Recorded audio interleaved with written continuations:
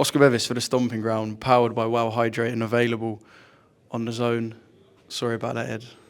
You had 2 minutes. You had 2 minutes. We've done a minute of an interview. Now you've got 1 minute.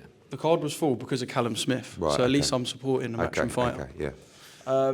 Yeah, sorry to kind of jump on you like a vulture a bit, but I need to know what you and AJ spoke about on the phone last night. Haven't spoken. It's not really, like, we're not going to kind of second guess whether Fury's actually ever going to fight again. What do you think about the news, AJ? Or it's just, we don't, like, it's just, that's not his style. Gets on with his own business. And we can't be influenced by other people's decisions, you know. So if Fury's for real, good luck to him. If he's not, they'll fight. And that's it. And we won't know for a while anyway. So I think, you know, it's good advice for life, really. Don't waste your energy worrying about other people's actions or things you have absolutely no control around. Just focus on yourself. But is it necessarily worrying about Tyson Fury?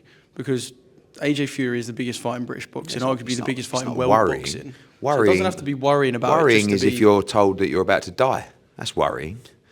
Do you know what I mean? Well, you said you weren't worrying about Tyson Fury retiring. Worrying about what? It definitely is a hit because it's yeah, but what's the the point biggest in fight in British worrying boxing. about it? I mean, yeah, it's a shame if we don't get that fight. But if we don't get that fight, we'll fight the winner of Dubois Parker, or we'll fight someone else.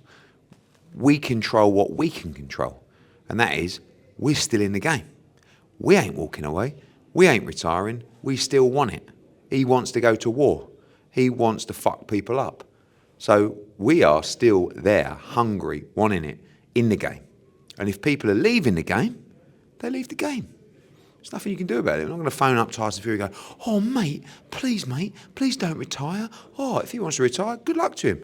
Go and live a nice life somewhere. Or if he wants to fight and compete and get paid, that's another option as well. But he's his own man. So worry about yourself and you know, the key for AJ is get back into training camp in the next couple of weeks, and then we plan the future.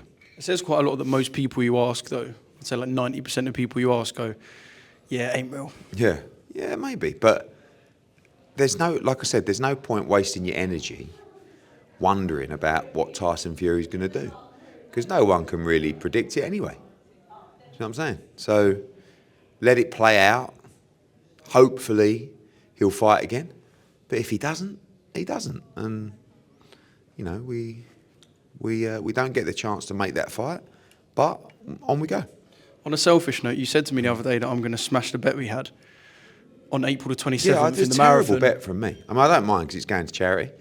But when I said you've got to break 4 hours, and I've noticed you're like 10K and half marathon times, you're running like, what, 4:30 kilometres pace? Disgusting. You'll break, I've had your trousers down there, you'll break 3.5 hours. You reckon? Yeah. We can go. My we old can man, quadruple for 3.5. my old man's fastest marathon time, unbelievably, I'm not sure if I truly believe it, but you know he's got the certificate and all the times. 3 hours 19 minutes, rapid. 3 hours 19 minutes. Bazza had that I in know, him. and his first marathon was 3 hours 58 or something. And then he done another one, like 3:51. And then he done 3:19. And I was like, where has that come from? Harder testing. Yeah, I know. So 3:19 for you. I was going to say, my plans have been scuppered. Why? 27th of April is the marathon. 26th of April is Conor Ben Christian Jr. Oh, wow. There you Done go. that on That's all right. purpose. You just have a night out before.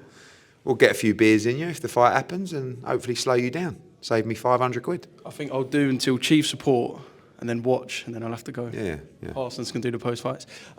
April the 26th, have you got a venue? Have you got contract signed? Have you got... No, nothing signed What's yet. in? The fight's not done yet. But, you know, we're very hopeful it gets over the line. Obviously, that is a potential date, but we'll have to see. Yeah. Can I just quickly read something that I saw on the president of the WBO's Twitter about half an hour ago? So the WBO interim heavyweight champion Joseph Parker embodies the spirit of the WBO, etc. In accordance with the WBO policy, he will enter the ring as champion against Daniel Dubois. Is that? Have you ever seen? I mean, what that means is the interim championship can be on the line. And so Joseph Parker's defending. If he's going in as champion, he's defending an interim world title. Yeah. It's actually the same as Terence Crawford against Madrimov.